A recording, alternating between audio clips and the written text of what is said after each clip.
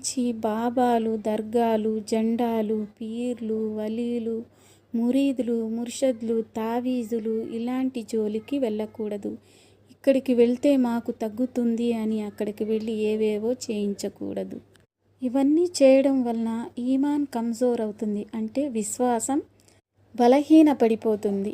ఈ బాబాల, ముర్షద్ల దగ్గర ఎలాంటి అద్భుతాలు ఉండవు. వాళ్ళు కూడా మనలాంటి సామాన్య మనుషులే. వాళ్ళ వద్దకు వెళ్ళడం వలన డబ్బు వేస్ట్ అయిపోతుంది, సమయం వేస్ట్ అయిపోతుంది, అల్లా కరుణ నుంచి దూరమైపోతారు, షిరిక్ లాంటి పెద్ద పాపం చేసిన వారైపోతారు. ఎవరో బాబా మన నెత్తిన చేయి పెడితే మన జీవితాలు మారిపోతాయి అనుకోవడం, ఇంకెవరో ముర్షద్ మన చేయి పట్టుకుంటే మాకు పిల్లలు కలుగుతారు అనుకోవడం, వంటి నిండా దారాలు, తావీజులు కట్టుకుంటే రోగాలు తగ్గిపోతాయి అనుకోవడం, ఇవన్నీ షిరిక్